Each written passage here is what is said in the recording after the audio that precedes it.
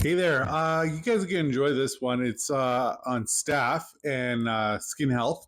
Um, and do the first half on Soothing Juggernaut, Healing Legends, and Water's Mist. And then the second half, this is where Sparkling Rain actually shines, wherever I point to that.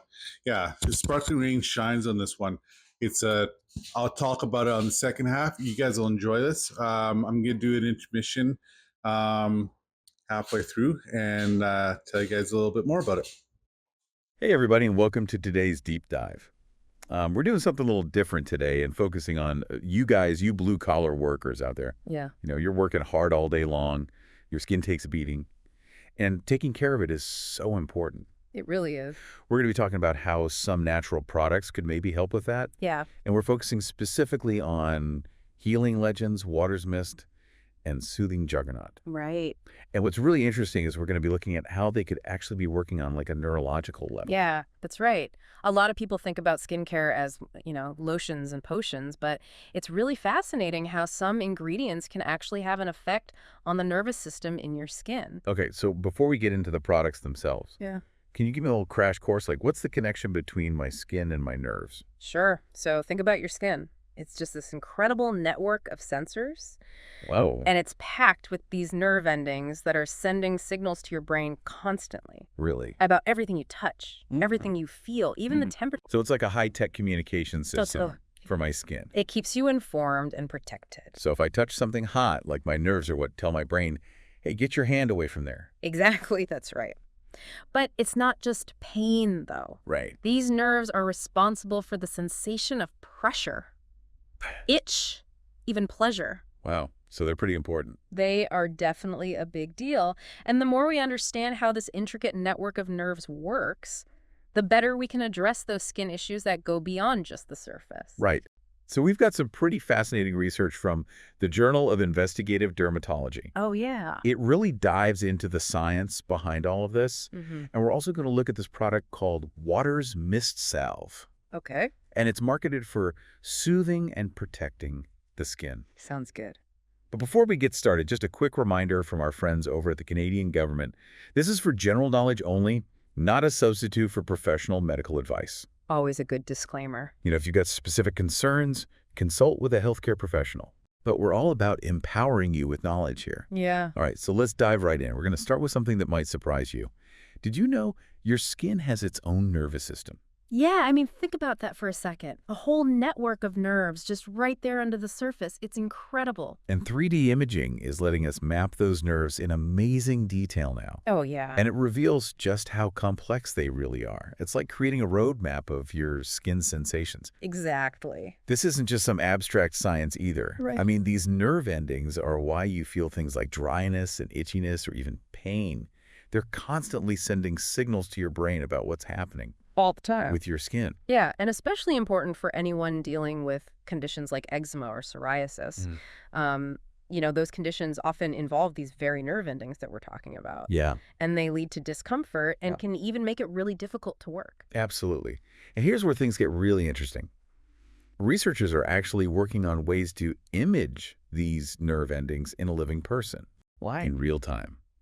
So this means we could potentially monitor skin health without even needing a biopsy. Yeah. Imagine being able to see how your skin reacts to different environments It's or wild. products. That could totally change how we diagnose and treat skin conditions, especially for people working with harsh chemicals or in extreme temperatures. Early detection could mean less downtime and faster recovery. For sure. Okay, so we've got these nerves sending signals, but what happens next? Well, that brings us to inflammation.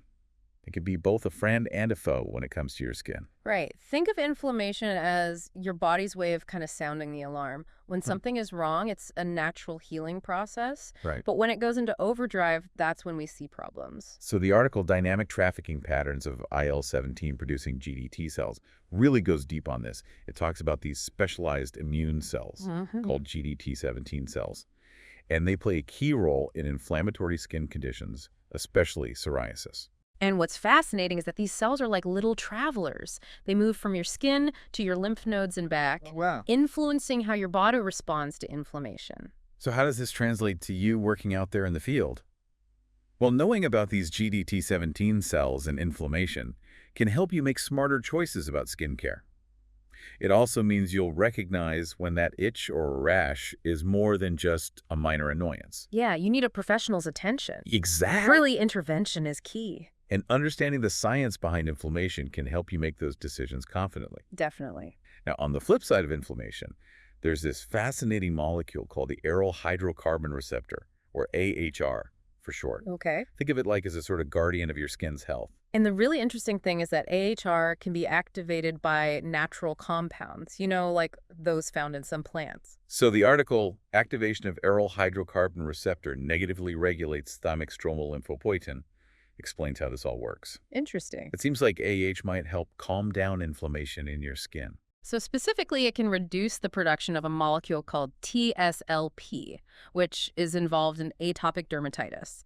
It's like AAR steps in to say, okay, things are getting a bit out of control here. Time to dial it back. This is fascinating. So this PNAS article explains how S. aureus proteases actually trigger the release of another signaling molecule called IL-36, and this molecule attracts even more eosinophils to the skin, amplifying the inflammatory response, like calling in reinforcements. But sometimes the reinforcements cause more damage than the initial attack. Eosinophils are supposed to fight infection, but if they become overactivated, they can actually damage tissue and contribute to chronic inflammation. Exactly. And this ties into the research.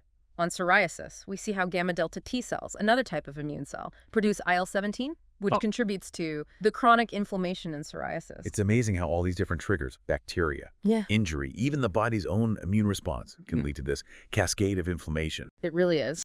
Okay, so let's talk about some of those common skin problems that a lot of our listeners who are blue-collar workers might be dealing with. Okay. Our research mentioned atopic dermatitis, psoriasis contact dermatitis. Right. What's going on in the skin with those conditions? Well, all of those conditions involve inflammation, Okay. which is basically your body's way of responding to injury or irritation. So it's kind of like your skin sending out an SOS signal saying, hey, we need help over here. Gotcha. And so that's where those eosinophils and GDT cells come in, right? Yes, you got it. Those are kind of like specialized units in your body's defense force, and they rush to the site of that inflammation to try to contain the damage. But sometimes things go wrong, and the inflammation kind of becomes a problem in and of itself. Unfortunately, yeah, sometimes that inflammatory response goes into overdrive Okay. and causes more damage than good, and that's when we start to see these chronic skin conditions develop. And I'm guessing that could be really tough for people who work with their hands all day, you know? Oh, absolutely. It can make those everyday tasks very difficult and even painful. Yeah. Which is why it's so important to manage those conditions. All right, so now that we've got this foundation of, how our skin's nerves work and what can go wrong, let's talk about these products. Where do Healing Legends, Water's Mist, and Soothing Juggernaut fit into all of this? So this is where things get really interesting. Yeah. Each of these products has natural ingredients that could potentially be influencing those nerves in your skin in different ways. Okay, I'm ready. Let's start with Water's Mist. All right. Our research mission, tea tree oil, cinnamon, and lemongrass as key ingredients in Water's Mist. Right. What's the deal with those? Well, tea tree oil is really well known for its antimicrobial properties, so it basically helps fight off bacteria that can cause those skin infections and irritation. So it's like a first line of defense against all those little microbes. Exactly. And research actually suggests that one type of bacteria, Staphylococcus aureus, can worsen inflammation by triggering the release of a molecule called IL-36. Hold on, back up for a second. Yeah. What's IL-36? So think of IL-36 as a distress signal. Okay. It attracts inflammatory cells, the eosinophils we were talking about, to the site of the problem. So it's like calling in the troops. Yeah. But sometimes too many troops show up. Exactly. And cause more chaos. That's a great analogy. And so tea tree oil, by fighting off Staphylococcus aureus, could help reduce that release of IL-36 and calm that inflammatory response down. So less bacteria, less IL-36, less inflammation. Right. What about the cinnamon and lemongrass in Water's Mist? Do they have a role to play here too? They sure do. Cinnamon and lemongrass have both shown antimicrobial and anti-inflammatory properties. So they might be working with the tea tree oil to further reduce bacteria on the skin and calm things down. Interesting. So Water's Mist is like a triple threat against inflammation. Yeah. That could be a real game changer for people who are dealing with itchy or irritated skin, after a long day of work. Absolutely. Now let's switch gears a little bit and talk about Soothing Juggernaut. This one is a bit different. It's more designed to target muscle aches and soreness. Yeah. And I know that's something that a lot of blue-collar workers struggle with, those aches and pains. Yeah. Our research mentioned arnica frankincense and cypress essential oils as ingredients in soothing juggernaut. Right. So how do those work? How do they actually affect the nerves? Well, these ingredients have a really long history of use for pain relief and reducing inflammation.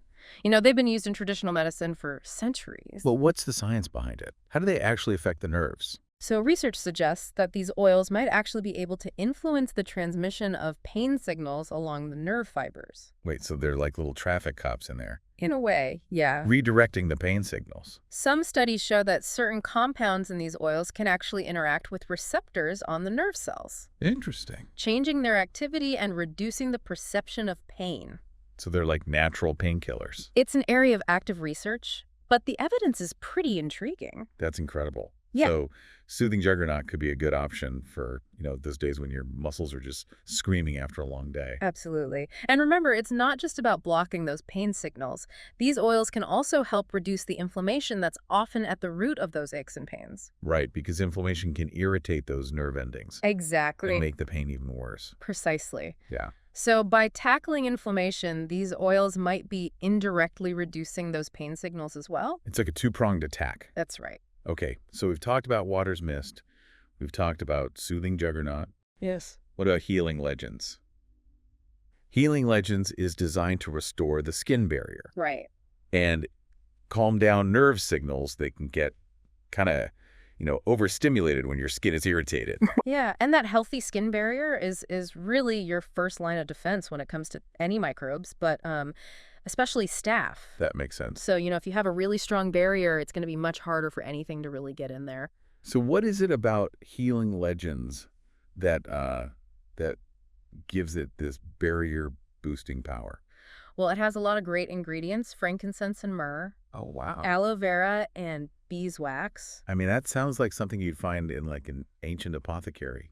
Well, it's a really time-tested combination. What's the science behind these ingredients? Well, frankincense and myrrh are really well known for being anti-inflammatory, so they can help calm down that irritation. Mm. And there's some evidence that they might promote skin repair and collagen production. Wow. So they're not only calming things down, they're helping to rebuild. Exactly. What about the other ingredients? Aloe vera is a classic for a reason. It's so hydrating. Yeah. It can really keep the skin supple and moisturized, which is really important for a healthy barrier. Yeah. And then beeswax acts kind of like a sealant. Okay. So it creates a protective layer on top of the skin, and that can really help to lock in that moisture and keep out irritants. Okay. So healing legends is building up our defenses. And we can't forget about the nerve calming part of healing legends either. Right. When our skin is inflamed, those nerve endings, they're sending signals to our brain telling us to scratch. Right. But, scratching can actually make things worse. Yeah. More damage, more inflammation, and that just creates a better environment for staph. It's a vicious cycle. Exactly. So healing legends can help break that cycle Okay. and give the skin a chance to heal. So by calming down the nerves, it's helping with that. Yeah, it's like turning down the volume on that alarm system so your body can focus on repair. Okay, so we're seeing how healing legends might be working on all these different levels. Right. Strengthening the barrier, reducing inflammation, calming the nerves. And it's interesting because this multifaceted approach, it's very much in line with what we're seeing in skin health research in general these days. Okay. Researchers are realizing more and more it's about the interplay between the skin barrier, the immune system, and the nervous system. So healing legends might not directly affect this immune memory thing. Right. But it can still help with those flare-ups by, supporting the skin barrier, calming down inflammation. Absolutely. A healthy skin barrier, it's less likely to be sending out those SOS signals Right. that attract those inflammatory cells in the first place. And calming down those nerve signals, it's kind of breaking that cycle. Exactly. Less inflammation, less irritation. Those flare-ups won't be as bad. So it's all about creating a more peaceful environment for our skin. I like that. It's about balance and resilience. This has been Hey, I hope that you enjoyed the first half of this podcast. The second half, I do really in depth on sparkling rain and its proven effects on antifungal, antioxidant, antibacteria. As you can see in the background there, I got a 1.8 ounce, 4 ounce pump and a 16 ounce refillable. Prices and everything can be found at canhavetoday.ca. It's a phenomenal product. Cheers. Okay, so get this. You sent in a whole bunch of research about skincare and bacteria. Even fungi. Yeah, we're talking chaga, mushrooms, grapefruit oil, And a moisturizer called Sparkling Rain. sparkling rain, exactly. So what we're going to do today in this deep dive is untangle all of this. See how it connects to your skin health? Specifically, how sparkling rain might impact a really common bacteria called Staph. Yeah. So think of this as a shortcut to understanding this moisturizer, how it might potentially work, and whether or not it's something that you might want to add to your skincare routine. Right. I think we're going to uncover some seriously cool stuff today. Yeah, for sure. So to set the stage, you've probably heard of the skin microbiome. It's that incredible community of bacteria and fungi that are living on your skin right now. I have heard of it, but I don't Yeah. really get it. Okay. Is it good? Is it bad? Well, think of it like a delicate ecosystem. Yeah. When it's balanced, these microbes act like a protective shield, keeping your skin healthy and strong. Okay. They even help your immune system. Wow. But when things get out of whack, That's when we get problems, right? that's right. Like acne and dryness and all that. Exactly. Things like UV rays, pollution, even just getting older Oh, wow. can throw off this balance. Okay, so balance is key. I'm getting that. Yes. But what about staph? Where does that fit into all of this? Well, Staph, or Staphylococcus aureus to be precise, Oh, fancy. is a resident of this skin city. Okay. Let's be honest. It's got a bad reputation. It does. We've all heard of staph infections. Yes. And they can be pretty nasty. Yeah, for sure. But here's where it gets interesting. Okay. Staph is often found on perfectly healthy skin, too. Really? So it's not always bad news. So it's like hanging out, just waiting for its moment to Yeah, you could say that. gack over and cause chaos. One of the research articles you sent actually dove into how staph can trigger inflammation in the skin. Okay, hold up. Inflammation, you mean like redness, itchiness, That's it. all that Yeah. fun stuff. That's it. The study found that specific enzymes produced by staph can set off this inflammatory cascade, leading to those uncomfortable symptoms. So it's not even just the staph itself, but these little enzyme troublemakers that are causing some of the havoc. Right. All right, so we've got this skin microbiome, we've got this delicate balance, Yeah. we've got staph lurking in the shadows. Right. Enter sparkling rain, Yeah. right? This mysterious moisturizer. Exactly. Sparkling rain is where things start to connect. Okay. Several of the sources you sent mentioned it. Mm-hmm. And what really caught my eye was this blend of natural ingredients, Okay. many of which are known to have potential benefits for the skin. Like chaga mushrooms, grapefruit oil, those kinds of things. Those are just a couple. Okay. It's also got aloe vera and a variety of different plant oils, all chosen for their potential to work in harmony with your skin. Okay, so it sounds like a pretty impressive mix. Yeah, it is. But how does this all relate back to staph? Right. Could sparkling rain actually help keep this potential troublemaker in check? That's the million-dollar question. Yeah. And while none of the research directly tested sparkling rain against staph, there are definitely some clues that suggest a possible connection. Okay. One study looked at sparkling rain's ability to fight two other types of bacteria, Okay. Pseudomonas aeruginosa Pseudomonas aeruginosa. and Salmonella typhimurium. Okay, different bacteria, but what happened? Did it work? Get this, sparkling rain was incredibly effective against Pseudomonas aeruginosa, Okay. reducing it by a staggering 80% in the lab. 80%, that's huge. It is. What about the Salmonella typhimurium? It wasn't quite as dramatic, but Yeah. sparkling rain still showed some activity against it. Okay, so it still had some effect, It did. but less, and to be clear, Yeah. those were in vitro tests, right? That's right. So in the lab, not on actual skin. Yeah, it's important to remember that. Yeah, like a first step, Mm-hmm. just showing us what it might be capable of. Right. But what does this tell us about how it might affect staph? While we can't say for sure without more specific research, the fact that sparkling rain shows this potent antimicrobial activity against other bacteria is certainly interesting. Okay. It begs the question, could it have a similar impact on staph, potentially helping to maintain that crucial balance in the skin microbiome? Ooh, I see where you're going with this. Right. We've got this moisturizer, sparkling rain, Yes. showing promise against certain bacteria, and we know that keeping the skin microbiome balanced is key to healthy skin. Exactly. Could there be a connection here? Yeah. Could sparkling rain be the key to keeping staph under control? That's what we're here to explore. Okay, I like it. And there's even more to this story. Ooh, tell me more. Did you know sparkling rain has also been studied for its effects on fungi? Wait, fungi too? Okay, now I'm really intrigued. It turns out sparkling rain was tested against 3 types of fungi. Okay. Candida albicans, Candida albicans, Aspergillus braziliensis, Aspergillus brasiliensis. and Saccharomyces cerevisiae. Wow, those are some big names. That's great. They are. You might recognize some of those names. Yeah. They can cause some pretty annoying skin infections. They can. Yeah, I've definitely heard of Candida before. Not fun. Not fun. So what happened was sparkling rain effective against these fungi too. The results were pretty impressive. Okay. Sparkling rain showed significant antifungal activity against all 3. Against all 3. Wow. Even comparable to clotrimazole, a Clotrimazole. common antifungal medication. Hold on, you're saying that this moisturizer, Yes. sparkling rain, Uh-huh. could be as effective as an actual antifungal medication. That's what the research suggests. Wow, that's amazing. It is. But again, these were lab tests, right? That's right. It's important to keep in mind that in vitro tests don't tell us the whole story. Okay, so we need more research, especially on real people. Yeah. But I have to say, I'm getting really excited about sparkling rain's potential. I can see why. So if we connect these findings back to staph and the skin microbiome, it paints a pretty fascinating picture, doesn't it? Mm-hmm. Yeah, it does. Okay, let's connect the dots. Okay. We know that sparkling rain might help against some bacteria and some fungi, Mm-hmm. and that a balanced skin microbiome is super important for healthy skin. Right.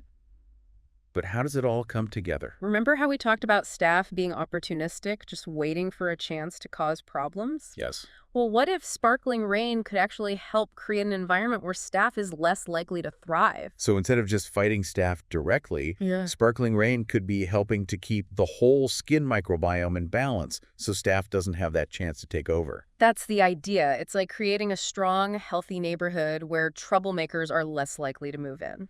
Okay, I like that analogy. Yeah. So sparkling rain's unique blend of ingredients could be the key to that. That's right. Okay, this is making a lot of sense. Good. Let's break it down. All right. What's in sparkling rain that could be contributing to these potential benefits? Okay.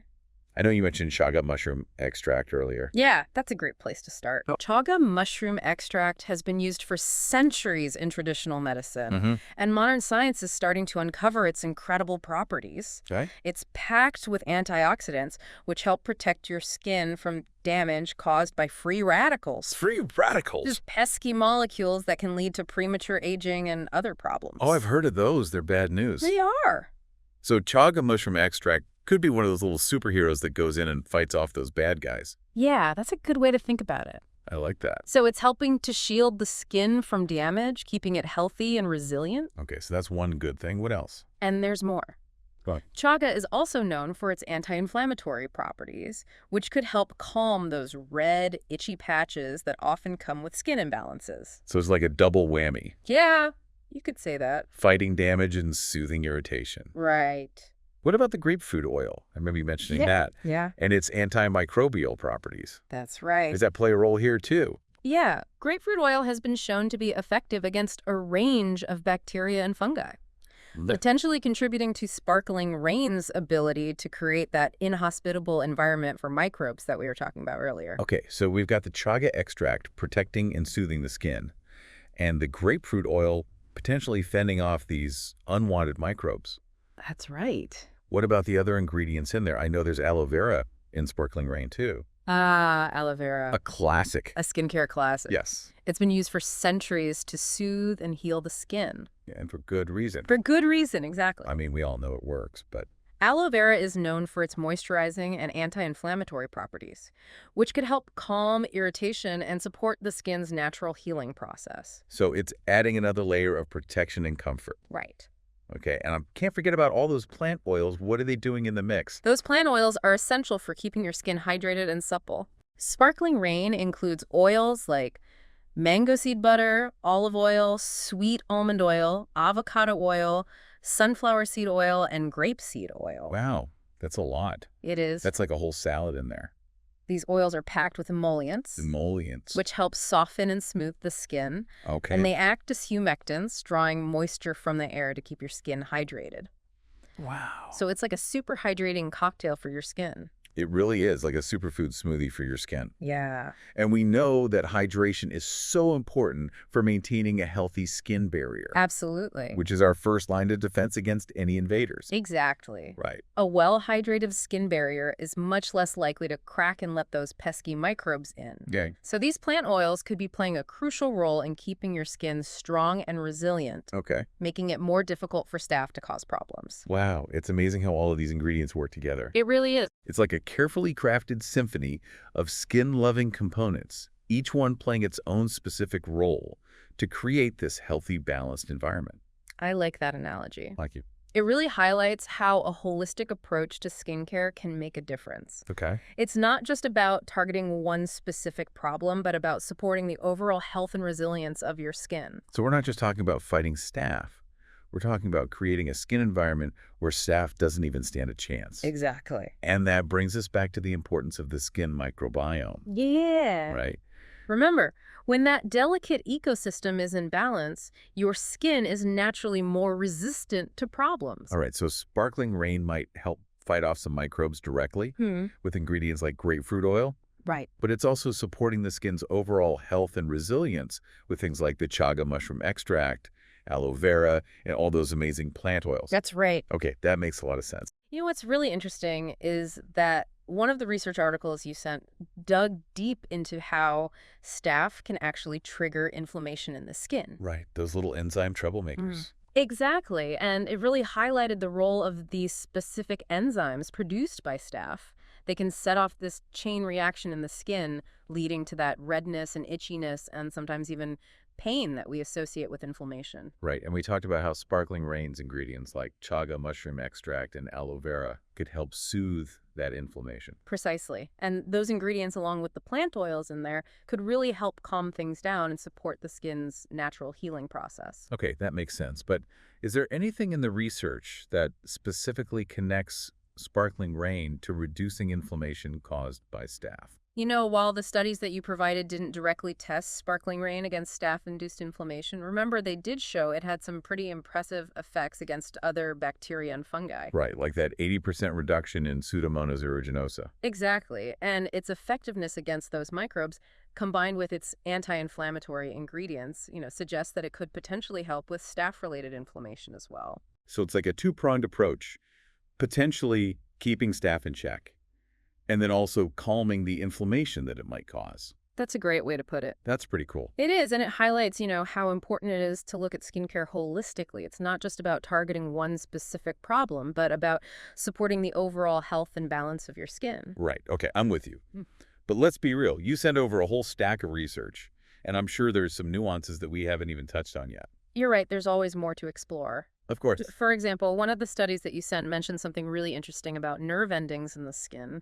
Oh, yeah. I remember that it talked about how people with certain skin conditions like eczema and psoriasis can actually have fewer nerve endings in the affected areas. Exactly. And it seems kind of counterintuitive, right? Because you would think that itchy skin would mean more nerve endings. But the researchers believe it might be the body's way of adapting to these constant itch signals. So it's like the nerves are getting worn out from all the itching. The body is a mysterious thing. It really is. Now I know what you're thinking. What does this have to do with sparkling rain? Exactly. Or staph? Well, while this particular study didn't involve sparkling rain or staph directly, it highlights the complexity of skin health and the interconnectedness of all of these different factors. Okay. We know that staph can trigger inflammation, and inflammation can lead to itch. So if sparkling rain can help maintain a balanced skin microbiome and reduce inflammation, it could potentially have a positive impact on nerve health and reduce itch as well, even if it's not directly targeting those nerves. Okay, so it's like addressing the root causes of these skin problems rather than just treating the symptoms. That's a great way to put it, and it's why this research on sparkling rain is so exciting. It suggests that we might be able to support skin health in a more holistic way, potentially even preventing problems before they start. Okay, I love that approach. I love that idea. It's fascinating stuff. It's super fascinating stuff. So we've got this moisturizer, sparkling rain, with this really interesting mix of ingredients that could help keep the skin healthy and maybe even keep staph in check. It really does seem like sparkling rain could be a promising approach to supporting skin health, especially when it comes to those pesky staph bacteria. Yeah, and you mentioned earlier that one of the research articles went deep on how staph can trigger inflammation in the skin. Right. Can you remind me about that? Absolutely. That study really highlighted the role of specific enzymes produced by staph. Okay. These enzymes can actually set off a chain reaction in the skin, leading to that redness, itchiness, and sometimes even pain that we associate with inflammation. Right. Those enzymes are like little troublemakers. Exactly. And we talked about how sparkling rain's ingredients like chaga mushroom extract and aloe vera could help soothe that inflammation. Precisely those ingredients, along with the plant oils in there, could really help calm things down and support the skin's natural healing process. That makes sense. But is there anything in the research that specifically connects sparkling rain to reducing inflammation caused by staph? Well, the studies you provided didn't directly test sparkling rain against staph-induced inflammation. Remember, they did show it had some pretty impressive effects against other bacteria and fungi. Right, like that 80% reduction in Pseudomonas aeruginosa. Exactly. And its effectiveness against those microbes, combined with its anti-inflammatory ingredients, suggests that it could potentially help with staph-related inflammation as well. So it's like a two-pronged approach, potentially keeping staph in check and then also calming the inflammation that it might cause. Yeah, it's like tackling the problem from multiple angles. That's pretty cool. It is, and it highlights, how important it is to look at skincare holistically. Yeah. It's not just about targeting one specific problem, but about supporting the overall health and balance of your skin. Right. Okay. I'm with you. But let's be real. You send over a whole stack of research, and I'm sure there's some nuances that we haven't even touched on yet. You're right, there's always more to explore. For example, one of the studies you sent mentioned something really interesting about nerve endings in the skin. Oh, yeah. I remember that it talked about how people with certain skin conditions like eczema and psoriasis can actually have fewer nerve endings in the affected areas. Exactly. And it seems kind of counterintuitive, right? Because you would think that itchy skin would mean more nerve endings, but the researchers believe it might be the body's way of adapting to these constant itch signals. So it's like the nerves are getting worn out from all the itching. Yeah, it's like they're becoming desensitized. That's why The body is a mysterious thing. It really is. So what does this have to do with sparkling rain? Well, while this particular study didn't involve sparkling rain or staph directly, it highlights the complexity of skin health and the interconnectedness of all of these different factors. Okay, I'm listening. We know that staph can trigger inflammation, and inflammation can lead to itch. So if sparkling rain can help maintain a balanced skin microbiome and reduce inflammation, it could potentially have a positive impact on nerve health and reduce itch as well, even if it's not directly targeting those nerves. So it's like addressing the root causes of these skin problems rather than just treating the symptoms. That's a great way to put it, and it's why this research on sparkling rain is so exciting. It suggests that we might be able to support skin health in a more holistic way, potentially even preventing problems before they start. Okay, I love that approach. I love that idea. It's fascinating stuff, and it really opens up a whole new way of thinking about skincare. Okay, so we've learned a lot about sparkling rain today and the skin microbiome and staph. We really have, and it's clear that there's still so much more to learn, but these initial findings are definitely promising. Absolutely. So what's the takeaway message here for our listeners? The key takeaway is that healthy skin starts with a balanced microbiome. And while more research is needed to fully understand how sparkling rain might impact staph and overall skin health, the initial findings are definitely promising. It sounds like sparkling rain, with its unique blend of natural ingredients, could be a valuable tool for supporting that balance and keeping those pesky staph bacteria in check. Exactly. And remember, this deep dive was just a starting point. We encourage you to continue exploring this topic and to always be curious about what you're putting on your skin. Absolutely. There's a whole world of information out there waiting to be discovered. Thanks for joining us on this deep dive into sparkling rain. We'll see you next time.